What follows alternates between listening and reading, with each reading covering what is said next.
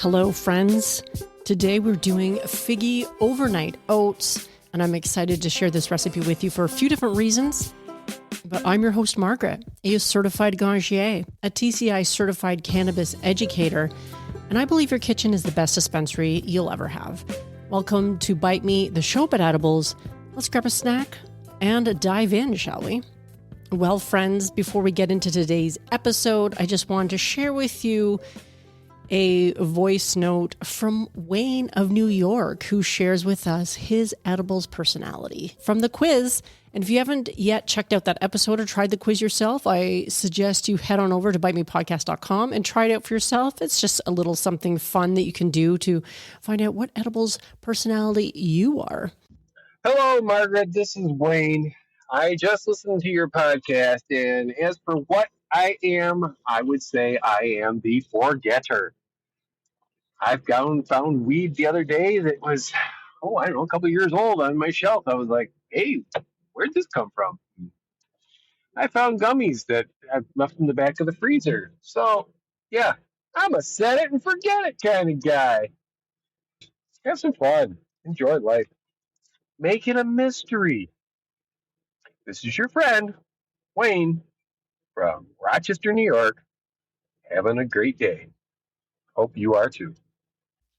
And of course, if you want to leave your own message via the fan mail in your podcast app, by all means, please do. You can send a text message, or now you can leave a voice message, which I think is fabulous because I love hearing people's voices. Now, if you are joining us for the first time today, welcome. I'm really glad that you're here and that you found the podcast. And if you've been with us for a while, thank you so much for your support. I appreciate you. This podcast wouldn't exist without the loyal listeners of Bite Me, the show about edibles. Now, today we are talking about Figgy Overnight Oats. This recipe comes to you because of an article that I wrote for North Bloom magazine in their winter issue. North Bloom magazine has a special place in my heart. It is a magazine, a cannabis wellness magazine that is really challenging mainstream ideas about cannabis in Minnesota. And I did have Angelique Zerillo on the show a little while ago. She's an incredible human being. Editor-in-chief of the magazine is working so hard to change the conversation around cannabis in more mainstream spaces. And I think that is so necessary right now because, of course, during that conversation, we talked a lot about how there is still so much stigma about cannabis. But it's conversations like these, it's magazines like these that are appearing out there that are changing hearts and minds. And whenever I see an article about, say, seniors who want to go out, I was just reading an article like a few minutes ago, which is why this is top of mind, I guess, but how seniors were interested in trying edibles to improve their lives.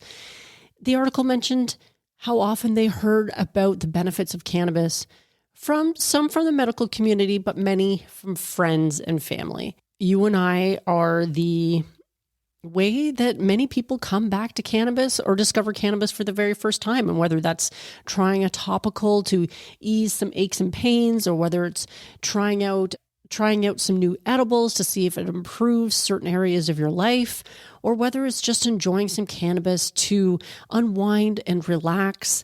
People are coming to cannabis through people like you and me. Let's keep it up, friends. And a big shout out to Angelique if you're listening to this, and all the hard work that you're doing with all the team that you have in Minnesota with North Bloom magazine.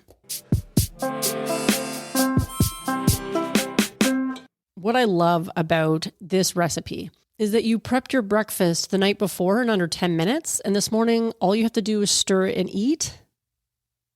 And that's it. That's what I love about this recipe, is that it is so easy. And for many people, mornings are rushed, and we want to leave the house feeling that we've had something nourishing for our bodies, and maybe even including some cannabinoids. Because, of course, when you are creating your own edibles and taking control of your high life, you and I both know that it doesn't just have to be THC. It can be CBD. It can be a ratio. It can be whatever serves you best. When mornings are so busy, we often don't spend the time to make something healthy before we walk out the door because we're rushed. Everyone wants a nourishing morning routine, but the nourishing morning routine is often the first thing that goes when you've overslept, when you've hit the snooze button one too many times, when you're trying to scramble kids together. There's a million different reasons why mornings can be stressful.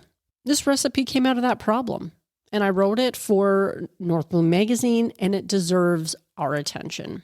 So the thing that I love about this recipe is how easy it is to put together. And I think the most difficult part about it is remembering to do it the night before, but it literally takes like 5-10 minutes of hands-on time, probably closer to 5. So what do you need to put together this beautiful recipe? You need obviously rolled oats, not the instant kind. You need some milk of your choice. It can be dairy or non-dairy, whatever you prefer. You need a little bit of orange juice, maple syrup, ground anise seed. I never know how to say it. It's one of those spices I see written all the time, but I've never heard it said out loud. So if I'm saying it wrong, feel free to correct me. Send me a voicemail or a fan mail. You need some orange zest, dried figs, and walnuts. For the oats, you want the old-fashioned kind because the texture is going to matter, and it's going to be sitting overnight, clearly, as based on the title of this particular recipe, in the milk. So it's going to have a chance to soak up all that goodness. I do like to buy bags of oatmeal because it does come in handy. I like making granola. I love making oatmeal. These overnight oats have become part of my regular routine. And oatmeal cookies, how could I forget? I like making oatmeal cookies as well. So I do like to buy my oatmeal in the big bags from Costco. Or any store sells oats. They're very accessible.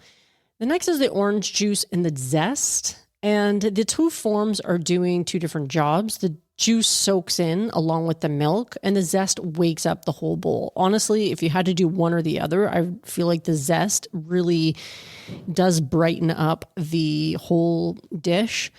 I have made it with and without the orange juice. And the orange juice, I mean, once you buy it, if you have a jug of orange juice, it only doesn't take very much. So you'll have it to make many batches of this particular recipe. Then you have the anise seed, and it's warming flavor that I really enjoy. If you're unsure about it, you can always leave it out, but I suggest you try it and see how you like it. Now, the figs, this is where the sweetness comes in. And what I really love about the figs is that they offer some real nutrition without a whole lot of like sugariness, if that makes sense. And when they have been chopped and put into the oatmeal and the liquids, the orange juice and the milk, they soften overnight. And so it makes for a really hearty oatmeal that's going to keep you feeling full for a while as well. Because sometimes I do find that when you eat oatmeal in the morning, sometimes it's delicious and it's satisfying, but it doesn't necessarily keep you full for a long time. But the figs really do help with that. And of course, you can experiment with other dried fruit as well. If you find that you're having trouble finding figs, or you just want to switch it up, but figs are where it's at. And of course, the walnuts, they go in the morning, not the night before, because you want them to stay crunchy. I just usually take a small handful. I have like walnut halves and they crunch pretty easily in my hand. I sprinkle it on top and there you go. The maple syrup or the honey that you're going to use. This is, if you decide to infuse this dish, this is where you're going to have your infusion point. And that's where the real fun is. Am I right?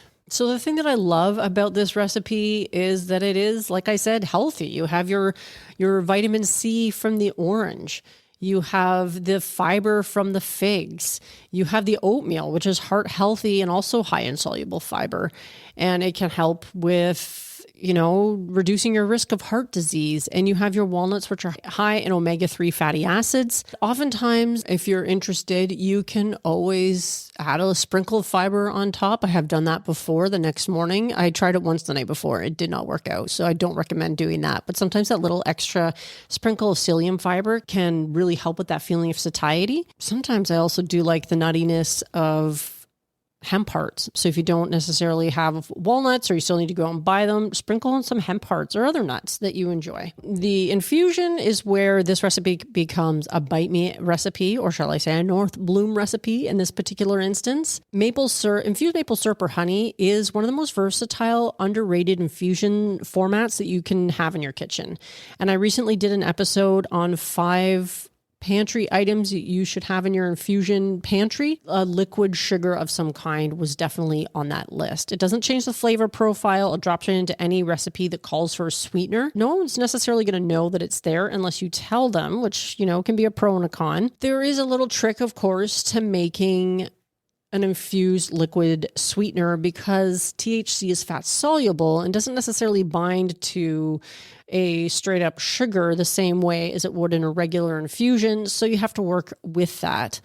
And there are techniques to do so effectively. And it's basically just mixing in a little bit of infused fat in with your honey so that it's effective. If you don't do that, it's not really going to be very effective because, again, THC is fat soluble. But I can link to some episodes that I've done around making infused sweetener, actually rather recently. And in case you need a refresher or you've never made an infused honey or syrup before, but I love having those on hand. I will often have infused CBD honeys and ratioed honeys on hand quite often because they are fabulous in recipes like this and also in beverages, obviously shine beautifully in beverages. And of course, even if you're just using a CBD based infusion, you often still want to know like how potent, how much CBD it is that you're consuming. And if you want help in figuring that out, you can head over to the Bite Me dosage calculator that was designed for that purpose. It probably says something about THC, but you just swap in CBD. It's going to do the same thing. Using some of these cannabinoids first thing in the morning can really help with that ECS tone that helps bring our bodies into homeostasis or natural balance, which is one of the reasons why we're enjoying a recipe like this in the first place. We're trying to prepare our bodies for a busy day. With any recipe, I always recommend to try some variations in order to keep it interesting. And I already mentioned a few, but another that I also really enjoy are blueberries, quite nice on this, along with the figs. I did already mention the hemp hearts, but you could also add a little Greek yogurt. You could try dates instead of the figs, or I imagine dried apricots would also work very well for this. A pinch of cardamom or cinnamon, especially in the cooler months, might be nice, but you could also experiment with the different spices that are in this recipe. And once you've made the base, you can make it yours. That's the whole point of building a recipe from scratch. And this is another lovely canvas for you to experiment because you may find that it is a wonderful recipe first thing in the morning when you're really busy and you're trying to get out the door. But we all tire of the same thing. I know I do, even though, especially when it comes to breakfast, I can eat the same breakfast every morning for a long time and then suddenly be like, I can't do it anymore. And I have to totally switch it up. And switch it up might just mean changing some of the ingredients in that recipe, changing some of the elements so that it feels fresh again. Take 5 minutes, try this recipe out the night before, pull it out of the fridge. I usually just mix it all up in a jar. You pretty much just add all the ingredients in a jar, leaving out the walnuts like I mentioned, and I put it in the fridge, forget about it. And then the next morning when I'm like, I got so many things to do before I get out of the house, it's ready in the fridge waiting for me. And I love that. And of course, the recipe is written for one person. You can easily double, triple, quadruple if you have more mouths to feed. It's just so nice to be able to pull it out of the fridge, put it into a bowl, add your toppings, and you're ready for a great day. You can find the full recipe and the article link in the show notes. If you are in Minnesota, look for North Bloom magazine. I would love to see where you see them in the wild if you do. And if you are not in Minnesota, but you'd like a copy, I do have a couple copies of this issue at my house. Just shoot me a message and I could probably send you one. But it's kind of first come, first serve. I think I only have like 3 copies, perhaps. Not too many. I'd have to double check. That's it for this week, my friends. I hope you tried this recipe out. I'm your host, Margaret. Stay curious and stay high.